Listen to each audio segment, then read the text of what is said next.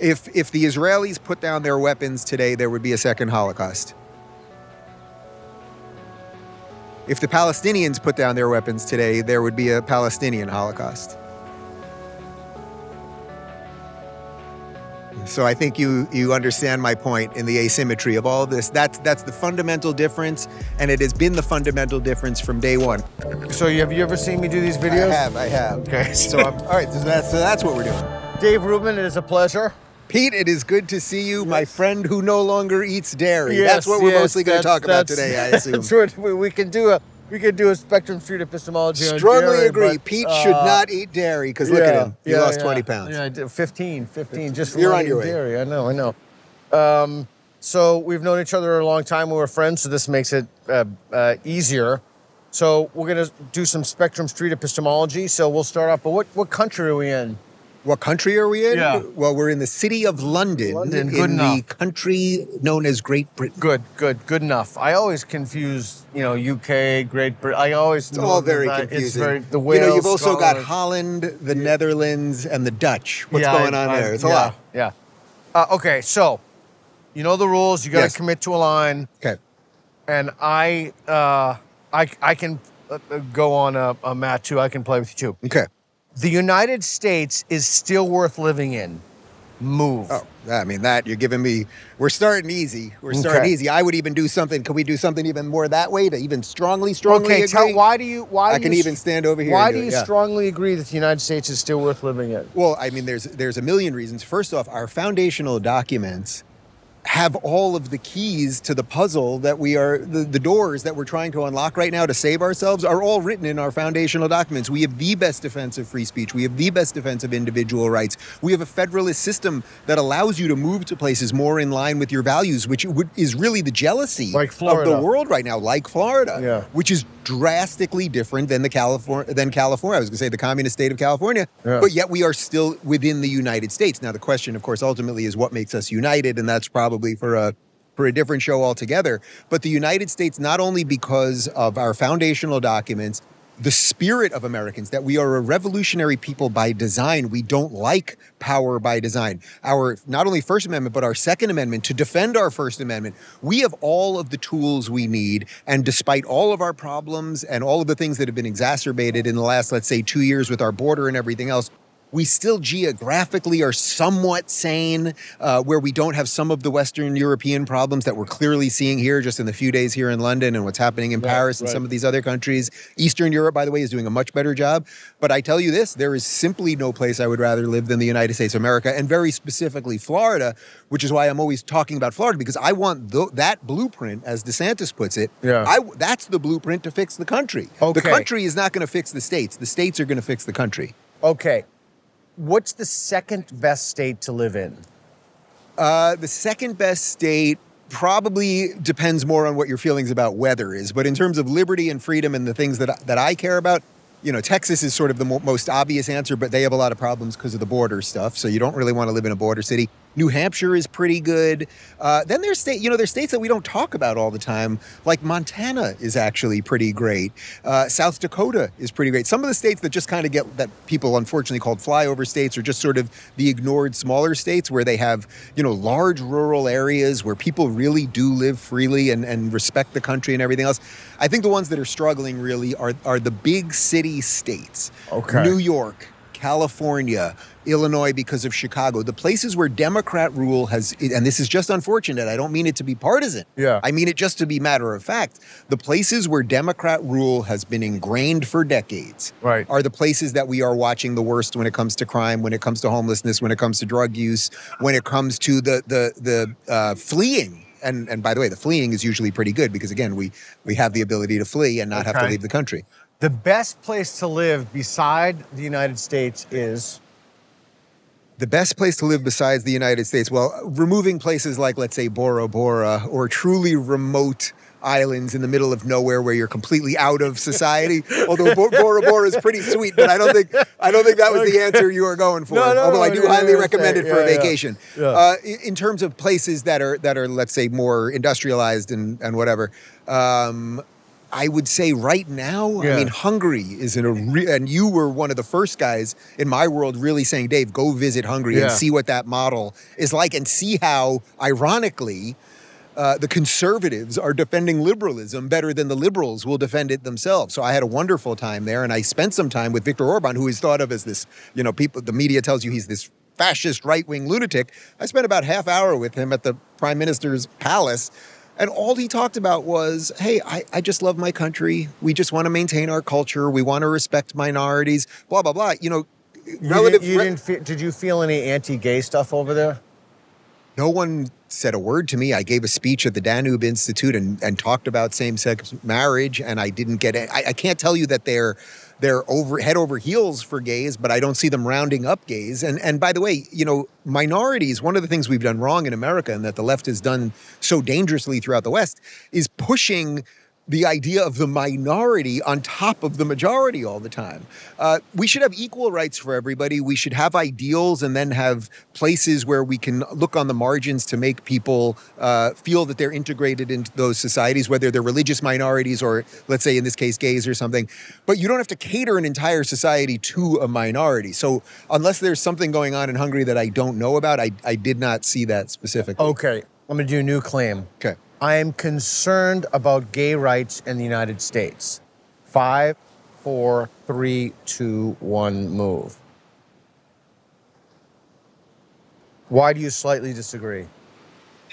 Well, first off, one of the things that we've done really well, despite all our problems in the United States, is when we have movements towards equality, there's almost no, with the exception maybe of Japanese internment, there's really no recorded history, which was a very brief thing. That's not to dismiss it, obviously. There's almost no recorded instance of rolling back rights. We've given more rights, and by the way, we got to equality, and then unfortunately we decided we needed equity on top of that, which was really deeply antithetical to equality.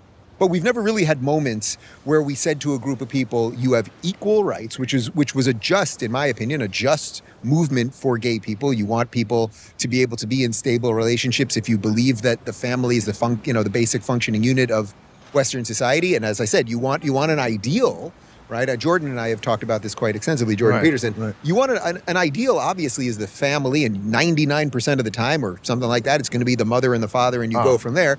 But you want some room on the margins for people that are different to participate in that. And that's why you can make a very, I think, regardless of whether you like gays or not or know a gay, I think you can make a very sound, compelling, truthful argument about gay marriage so that these people aren't just living on the margins of society and everything else.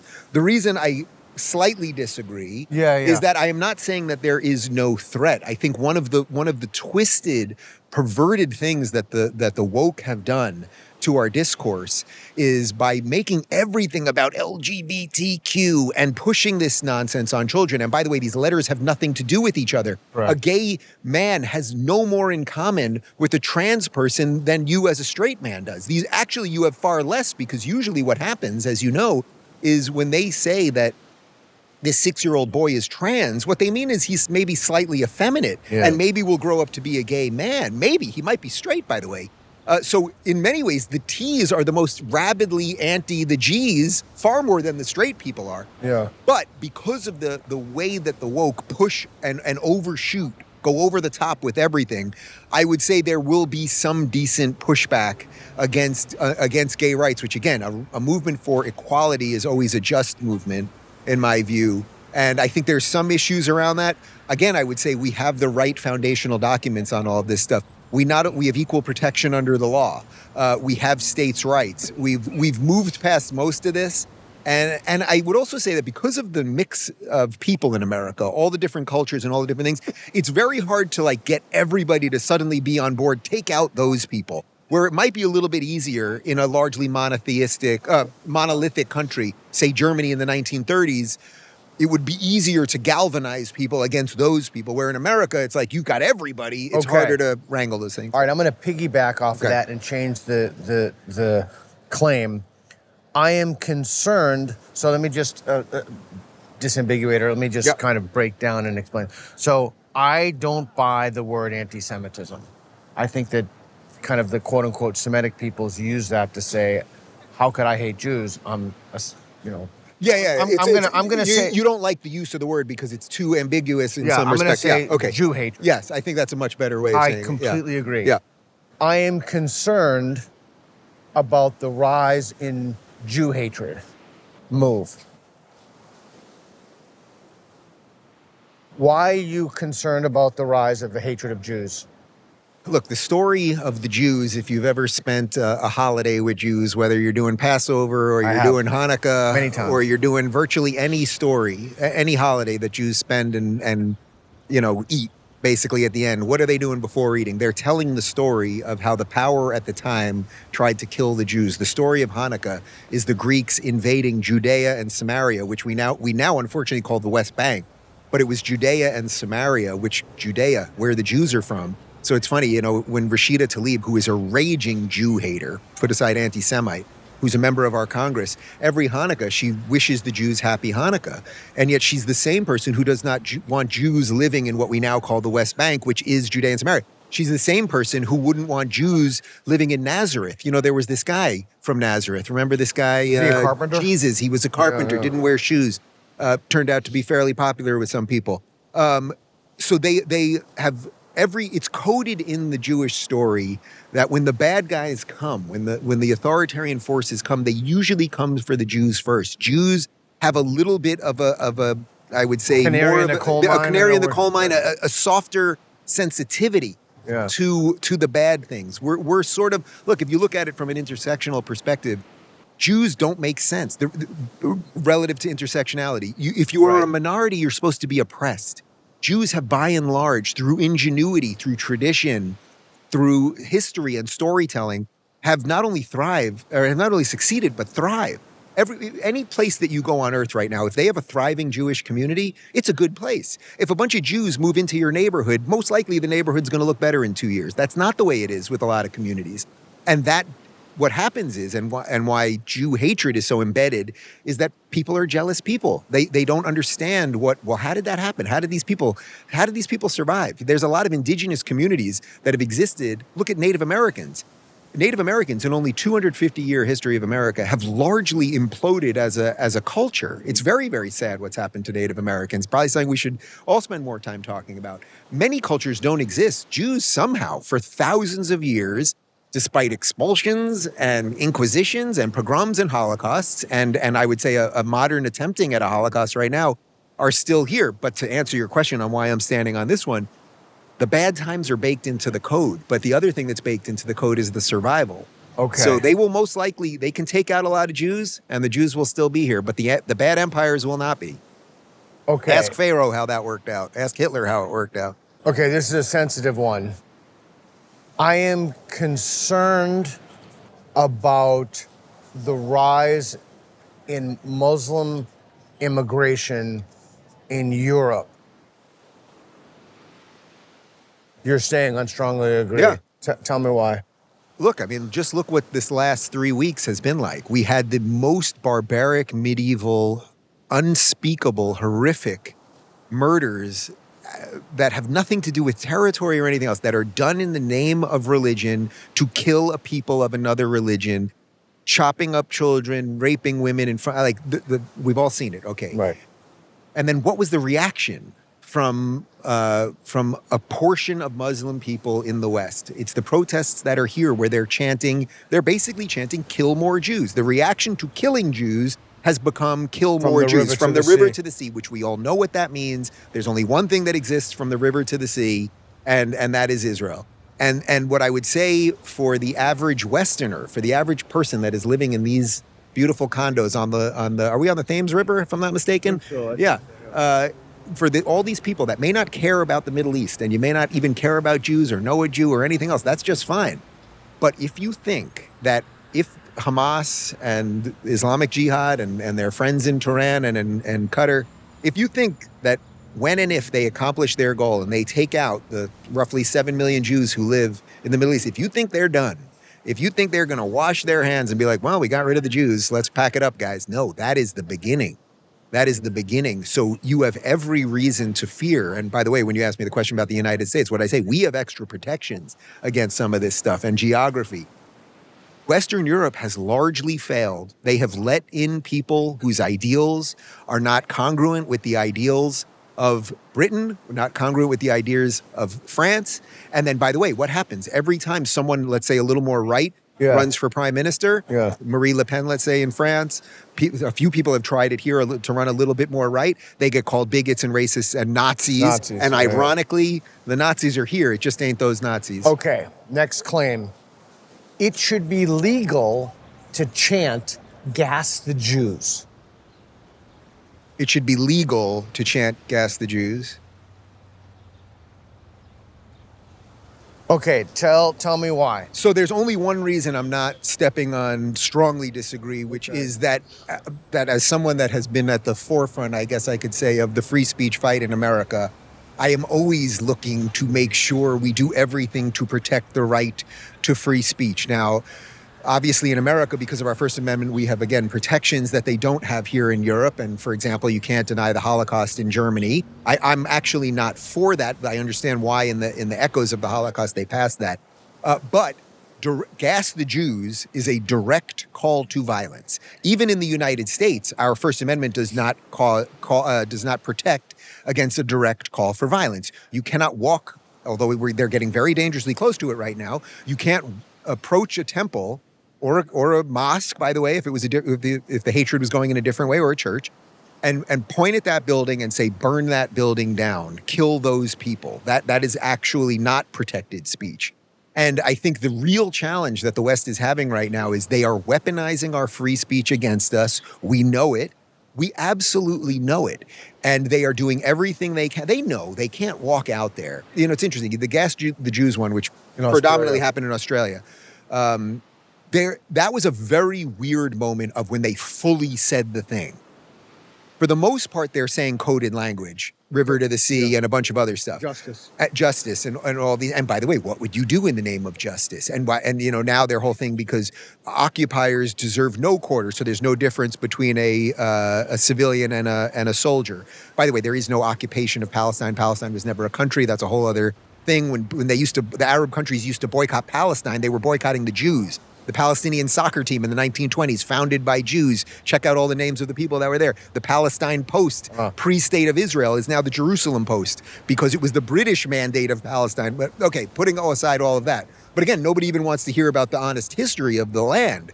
But the only reason I am not standing on strongly disagree is I am doing everything I can to defend our ideals. However, we have a set of ideas that have been imported into the West that would gladly take down the West. And it is working rapidly to take down the West. And, the other part, there's a negotiation, or not a negotiation, there is a conversation and an agreement that we have as people that live in the West, that there are going to be different people who think different things and live different ways and have different religions. And the negotiation of that is you cannot weaponize people to be hunted down and haunted. They're literally in this city in London, they are going to Jewish shops, not Israeli shops, not that would be any more defensible. They are going to Jewish cafes to talk about "river to the sea." How could you live here in this city if you knew, well, I'm Jewish and I own a sneaker shop, and if every day they're going to protest you or threaten to, how do you raise children here? So I would say I'm as close to strongly disagree as possible, but the caveat is we have to figure out how to protect our ideals without shredding, without just allowing them to take over. And that is not going to be easy. Okay. Here's another claim. Religion plays a large role in the Israeli-Palestinian conflict. Religion plays a large role in the Israeli-Palestinian conflict. This is very complex. I would say slightly agree in that the land of Israel and the Jewish people's connection to ancient Israel and the Old Testament and the New Testament and the stories that have, even for an atheist, I know you acknowledge that the stories of the test of time. I'm going to pause you for one moment. I'm going to play this game too. Okay. All right. You're going to play this game too? Damn, the atheist. I'm going to play this game The too. atheist. Well, So- I'd almost. You know what? Let me defer to you on this one for a moment, since you went further that way than me, and then I'll see if I can clean it up or add something. I guess my question to you would be, and we can move on this question if you want. Yeah. If I waved a wand, Yeah. and tomorrow literally everybody in the whole world was an atheist. Well, let's do this claim. Tomorrow, the entire world becomes an atheist. Is the Israeli-Palestinian problem easier to solve? Wait a minute. If everyone became atheists tomorrow, would it be easier to solve? the Israeli-Palestinian conflict would be easier to solve. Well, meaning so that everyone who's there right now is just going to give up all of their beliefs? They just give them all up. They're no longer. They give them up. Well, I would agree with that. Yeah. But the difference is the religions in this case are not exactly the same.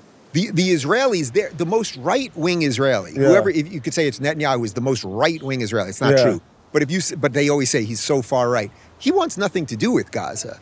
There's a fundamental difference between the way the religions view these things. If you look at the foundational documents of Yeah. Israel, they talk about peaceably living with their neighbors. 20% of their population is Arab and Muslim. They have Muslim members of Correct. the Supreme Court. The foundational documents of Hamas are literally, we are going to wipe out the Jews from the river to the sea. So the asymmetry there, it doesn't negate your question, but I think it's worth noting that there is an asymmetry. Okay, so correct me if I'm wrong. So the religion plays a role in the Israeli-Palestinian conflict. Correct me if my reasoning is wrong. To the extent that somebody would believe that if everybody became an atheist, the problem would be easier to solve, it's that exact percentage that makes religion part of the problem. Yeah, I think you could roughly say that. But I also think that, and this has, I think, been an unfortunate problem with atheism as a movement and as a cultural force, which it isn't anymore the way it was, say, 5 or 7 years ago. The atheist movement ignores the fact that humans, and this is a very Jordan Peterson idea, humans are wired to believe. You end up believing something one way or another. As Jordan Peterson said to Sam Harris when they had their series of debates on belief, Sam, you believe in something whether you believe it or not. What does Bill Maher, who's like our most famous atheist in America, always say? I believe in liberalism. He says it all the time. Well, congratulations, you've chose to believe in a set of ideas. There's no empirical evidence, I would say, certainly at this point, that liberalism actually works. We're in many ways, where we're at right now in society is the end of liberalism. So you end up believing one way or another. So the idea of could we reset everybody to have no ancient beliefs and sort of Steven Pinker blank slate everybody, the hatreds they're gonna materialize one way or another. Over territory, over food, over whatever. I'm just curious. Do you think that this? I'll give you one. Give me anything you want. want. I'll give you one. If the Israelis put down their weapons today, there would be a second Holocaust. If the Palestinians put down their weapons today, there would be a Palestinian Holocaust. So I think you understand my point in the asymmetry of all of this. That's the fundamental difference, and it has been the fundamental difference from day one. 1947 partition plan. British decide to leave. The British Empire is ending after World War II. They said, let's split the land. Jews have always lived here. There were no Palestinians at the time. There were Arabs who lived there. So it was you can look at the documents. It's a partition plan between Jews and Arabs. The Jews said yes. The Arabs said no. 5 countries launch a war. They lose the war, and they've been fighting ever since. The irony right now is that when people are screaming about 75-year occupation, they're calling for the British Empire to return. There was no Palestinian prime minister or president. I find that fascinating. Yeah. We could bring back the Ottomans, too. See what's going on over there. All right, you want to do one with me? You have a claim you want to explore, something you're thinking about? Something on your mind, world problem, personal thing? Atheists need religious people to set up societies that will allow atheists to live as they wish.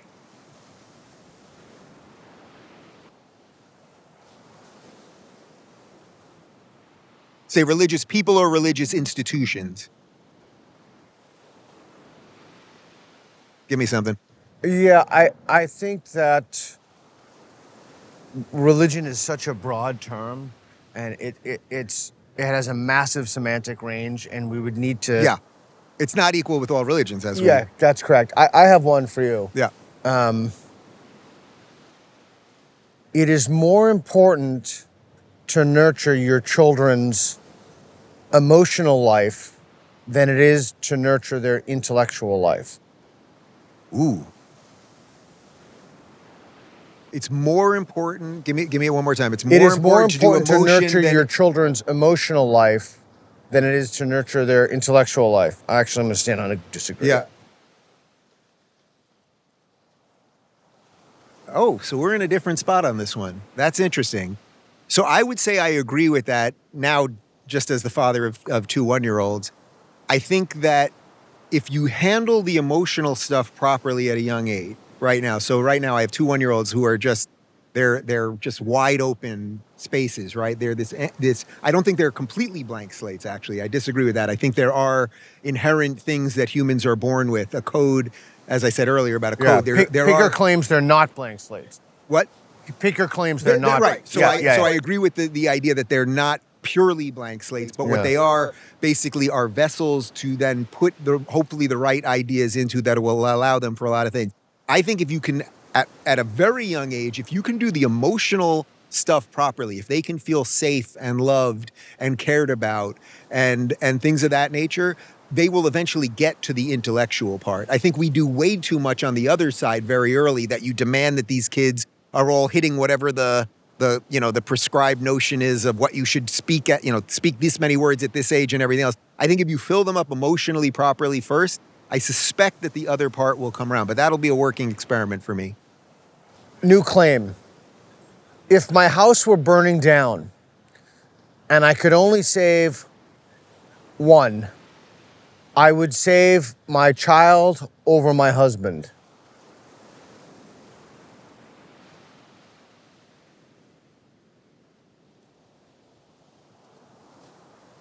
Oh, I think I'm going to come over here with you. Yeah. I think I would be here, and I think the easiest way to explain that is that's what he would want. Yeah. I'm going to give you another one. It is important for my kids to learn a second language.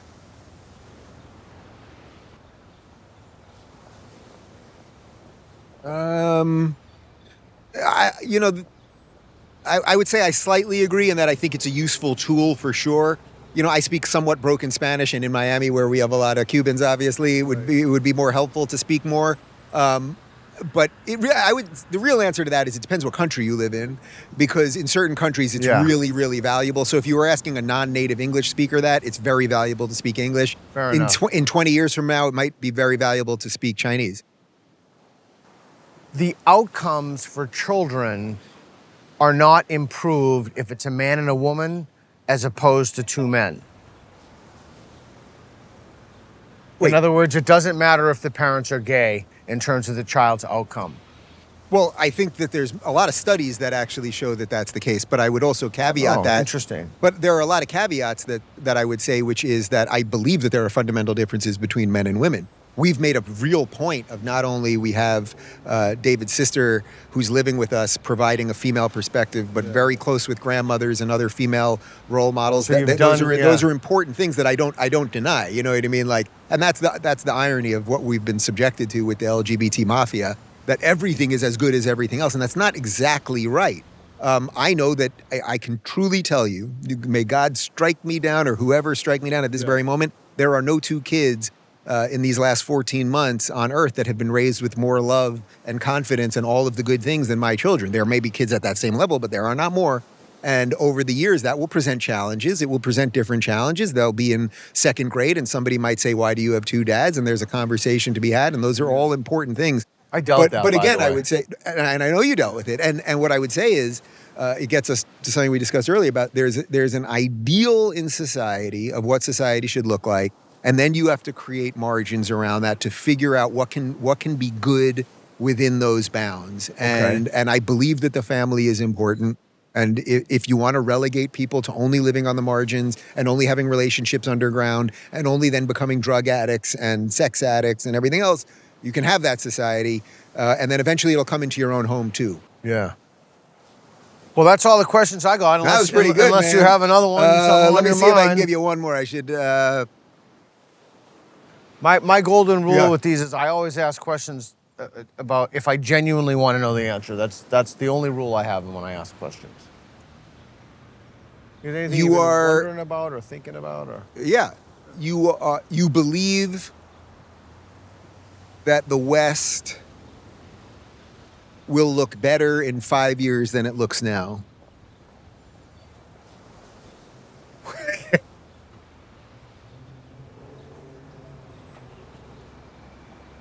Yeah.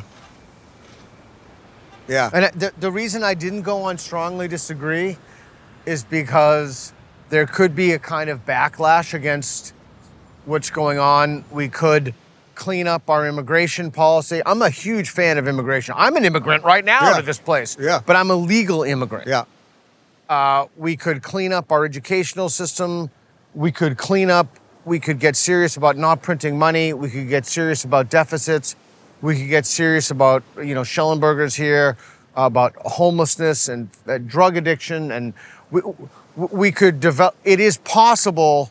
I don't know how you would do it without some macro large-scale intervention, but it is possible to start caring about the right things again and not pronouns and idiocy. It's possible that something external could come along and nudge us in that direction. But I would love to not be standing on this line, but I Yeah. am on this line. Pete, I always describe myself as a world-weary optimist, so that's why I would stand there with you. Right. All right, we got work to do, All right. Thanks, Dave. but we should have lunch. I appreciate it. More than anything I appreciate it. I'm ready. I'm ready to go. No dairy, though.